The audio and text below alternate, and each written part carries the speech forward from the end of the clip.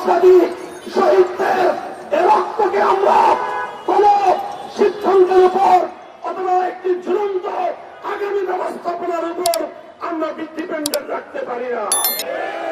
এই জুলাই যোদ্ধাদের রক্তের প্রতি, শহীদদের প্রতি শ্রদ্ধা প্রদর্শন করতে চাইলে বর্তমান সরকারকেই জুলাই সনদের আইনি ভিত্তি প্রদান করতে হবে।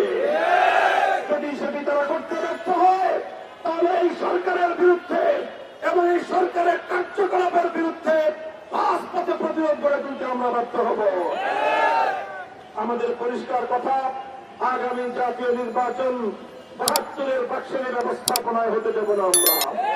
জুলাই সনদকে আইনি ভিত্তি প্রদান করে তার ভিত্তিতে আগামী জাতীয় নির্বাচন অনুষ্ঠিত হবে। আর ফ্যাসিবাদী শক্তি, খুনিদের যথাযথ বিচার দৃশ্যমান করতে হবে, লেভেল প্লেইং ফিল্ড তৈরি করতে হবে।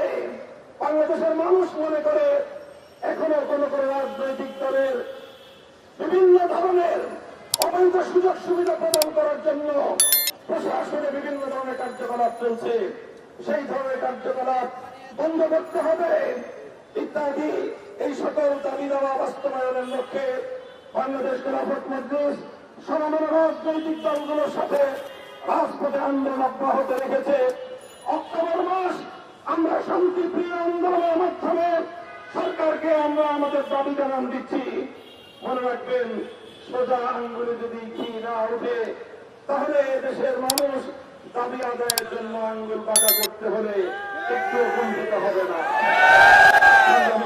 বন্ধুগণ, আপনাদের সকলকে আগামী দিনে বিশেষ করে জুলাই সনদের আইনি ভিত্তি অর্জন, উচ্চকক্ষে পিআর পদ্ধতির নির্বাচনের ব্যবস্থা প্রতিষ্ঠা সহ বাংলাদেশ খেলাফত মজলিস ঘোষিত 5 দফা দাবি আদায়ের লক্ষ্যে রাজপথে আন্দোলনকে তীব্রতর করার উদাত্ত আহ্বান জানিয়ে আগামী 27 অক্টোবর বাংলাদেশের প্রতিটি জেলায় জেলায় 5 দফা দাবিতে